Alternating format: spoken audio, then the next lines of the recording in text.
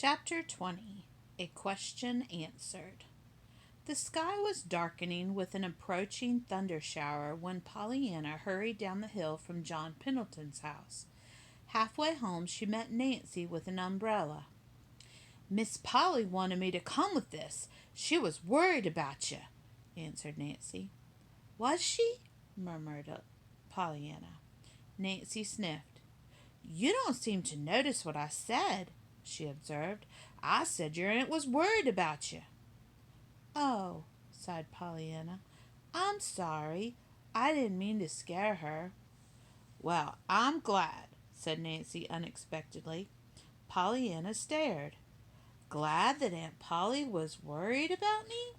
Why, Nancy, that isn't the way to play the game," she objected. "I wasn't playing the game," retorted Nancy. "You don't understand what it means to have Miss Polly worried about you, child. It means she's last getting human. She ain't just doing her duty all the time." "Why, Nancy," said Pollyanna, "Aunt Polly always does her duty. She's a very dutiful woman." Nancy chuckled. "You're right, she is. But she's something more now, since you came." Pollyanna's brows drew into a troubled frown. "There, that's what I was going to ask you, Nancy," she sighed. "Do you think Aunt Polly likes to have me here? Would she mind if I wasn't here any more?" Nancy looked at the little girl. She had expected to be asked this question long before, and she had wondered how she should answer it honestly without hurting Pollyanna. But now Nancy welcomed the question with open arms. She was sure that she could set the love-hungry little girl's heart to rest. "Likes to have you here? Would she miss you if you wasn't here?" cried Nancy indignantly. "Didn't she send me with an umbrella 'cause she saw a little cloud in the sky? And didn't she give you the pretty room you wanted? You've been softening her up. There's the cat and the dog and the way she speaks to me, and oh, lots of things. Why, Miss Nancy, she'd miss ya," finished Nancy. "Oh, Nancy, I'm so glad, glad, glad. You don't know how glad I am that Aunt Polly wants me." "As if I'd leave now," thought Pollyanna as she climbed the stairs to her little room a little later. "I always knew I wanted to live with Aunt Polly, but I didn't know quite how much I wanted Aunt Polly to want to live with me." Pollyanna dreaded telling John Pendleton of her decision. She was very fond of him and sorry for him, because he seemed to be so sorry for himself. She was sorry, too, for the long, lonely life that had made him so unhappy. And she was sad that it had been because of her mother that he had spent those dreary years. She pictured the great gray house as it would be after Mr. Pendleton was well again, with its silent rooms, its littered floors, and its disordered desk. She wished that someone might be found who, and she sprang to her feet with a little cry of joy at the thought that had come to her. As soon as she could, she hurried up the hill to John Pendleton's house. In due time she found herself in the great dim library with John Pendleton sitting near her, his dog at his feet. "Well, Pollyanna, is it to be the glad game with me all the rest of my life?" asked the man gently. "Oh, yes," cried Pollyanna. "I've thought of the very gladdest of the thing for you to do. And—" "With you?" asked John Pendleton, his mouth growing a little stern at the corners. "No, but—" "Pollyanna, you aren't going to say no," interrupted a voice deep with emotion. "I've got to, Mr. Pendleton, truly. Aunt Polly—" "Did she refuse to let you come?" "I didn't ask her," stammered the little girl miserably. Pollyanna turned away her eyes. She could not meet the hurt glance of her friend. "So you didn't even ask her?" "I couldn't, sir," faltered Pollyanna. "You see, I found out without asking. Aunt Polly wants me with her, and I want to stay, too." she confessed bravely. I think sometimes she's beginning to be glad about things. Mr. Pendleton, I couldn't leave Aunt Polly now. There was a long pause. Only the snapping of the fire broke the silence. At last, however, the man spoke. No, Pollyanna, I see. You couldn't leave her now, he said. I won't ask you again. Oh, but you don't know about the rest of it, she reminded him eagerly. There's the very gladdest thing you can do. Truly there is. You said only a woman's hand and heart or a child's presence could make a home. And I can get it for you, a child's presence. Not me, but another one. As if I would have any but you, said Mr. Pendleton. But you will, when you know. You're so kind and good. I know you'll take him. Take who?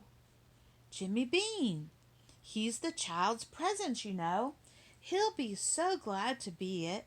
I had to tell him last week that even my ladies' aiders out west wouldn't take him, and he was so disappointed. But now he'll be so glad. Will he? Well, I won't, declared the man. Pollyanna, this is nonsense. You mean you won't take him? I mean just that. But he'd be a lovely child's presence, faltered Pollyanna. She was almost crying now. You couldn't be lonesome with Jimmy around.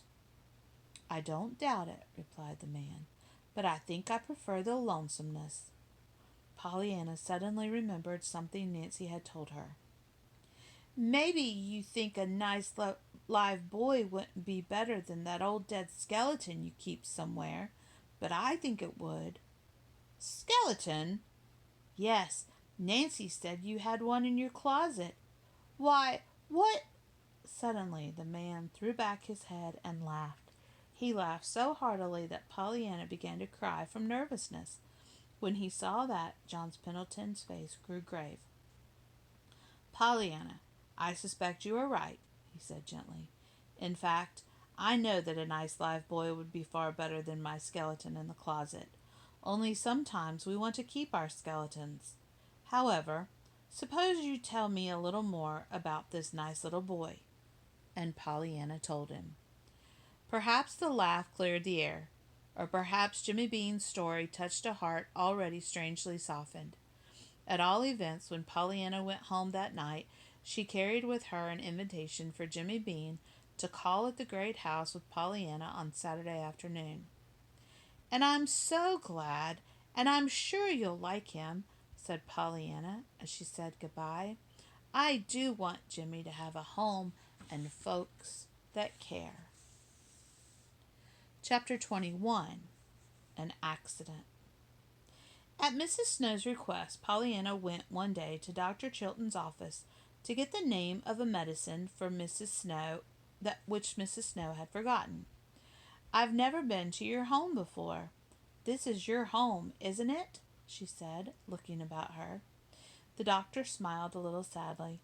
Yes, such as it is, he answered, as he wrote something on the pad in his hand. But it's a pretty poor apology for a home. They're just rooms, that's all. Pollyanna nodded her head wisely. I know.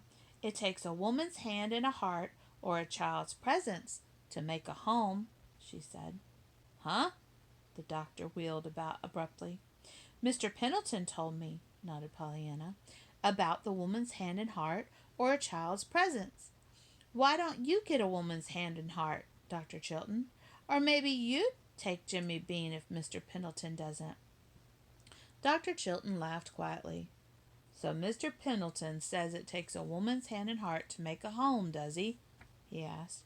Yes, and he says his is just a house, too. Why don't you get a woman's hand and heart, Dr. Chilton? Oh, Pollyanna blushed. I suppose I ought to tell you. It wasn't Aunt Polly that Mr. Pendleton loved long ago, and so we aren't going there to live. I made a mistake. I hope you didn't tell anyone.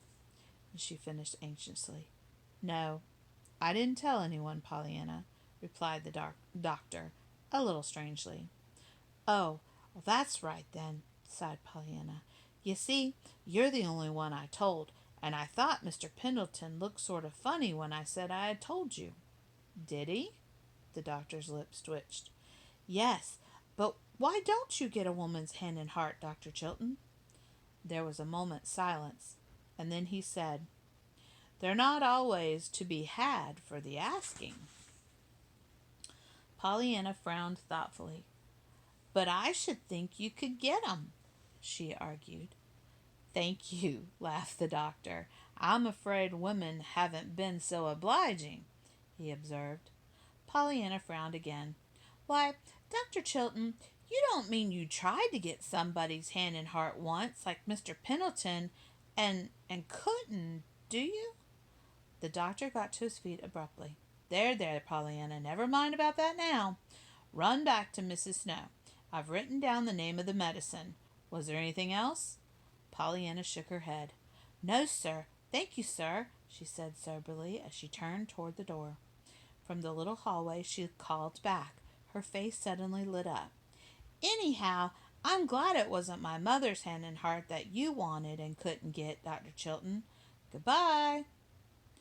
On the last day of October, the accident occurred. Pollyanna, hurrying home from school, crossed the road in front of a fast car. No one could seem to tell afterward just what had happened, and no one could be found who could tell why it happened or who was to blame. Pollyanna was carried, limp and unconscious, into her little room. There, a white-faced Aunt Polly and a weeping Nancy undressed her tenderly and put her to bed.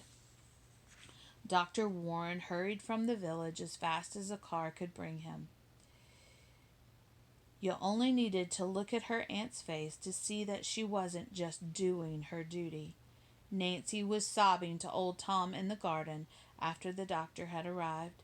Your hands don't shake and your eyes don't look as if you was trying to hold back the angel of death himself when you're just doing your duty, Mr. Tom.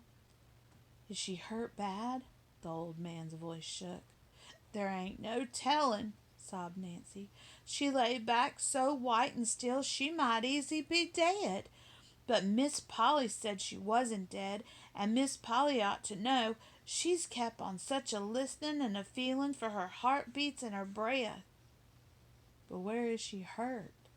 I don't know, moaned Nancy. There's a little cut on her blessed head, but it ain't bad, Miss Polly says. She says she's afraid it's infernally she's hurt. A faint flicker came into old Tom's eyes. I guess you mean internally, Nancy, he said dryly. Huh? Well, I don't know, moaned Nancy with a shake of her head. I wish I had a big washing to do, she wailed, wringing her hands. Even after the doctor was gone, however, there seemed to be little that Nancy could tell Mr. Tom. There appeared to be no bones broken, and the cut was not serious, but the doctor had looked very grave and had said that time alone could tell. After he had gone, Miss Polly's face was even whiter than before. The patient seemed to be resting as comfortably as could be expected. A trained nurse had been sent for and would come that night. That was all. Nancy, sobbing, went back to her kitchen. Sometime during the next morning, Pollyanna opened her eyes and realized where she was. Why, Aunt Polly, what's the matter? Isn't it daytime? Why don't I get up? She cried. Why, Aunt Polly, I can't get up, she moaned, falling back on her pillow after trying to lift herself. No, dear, I wouldn't try just yet, soothing her aunt quickly, but very quietly.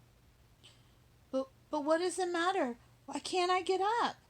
Miss Polly looked at the white-capped young woman standing at the window. The young woman nodded. Tell her, the lips said. Miss Polly cleared her throat and tried to swallow the lump that was scarcely let her speak. You were hurt, dear, by the automobile last night. But never mind that now. Auntie wants you to rest and go to sleep again." "Hurt? Oh, yes, I ran." Pollyanna's eyes were dazed, and she lifted her hand to her forehead. "Why, it's done up, and it hurts." "Yes, dear, but never mind. Just rest." But but Aunt Polly, I feel so funny and so bad. My legs feel so strange, only they don't feel at all." Miss Polly looked to the nurse for help, and then struggled to her feet and turned away. And the nurse came forward quickly.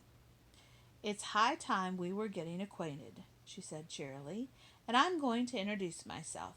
I am Miss Hunt, and I've come to help your aunt take care of you. And the very first thing I'm going to do is ask you to swallow these little white pills for me." Pollyanna's eyes grew a bit wild. "But I don't want to be taken care of. I want to get up. I got to go to school. Can't I go tomorrow?" From the window where Aunt Polly stood, there came a quiet cry. "Tomorrow," smiled the nurse.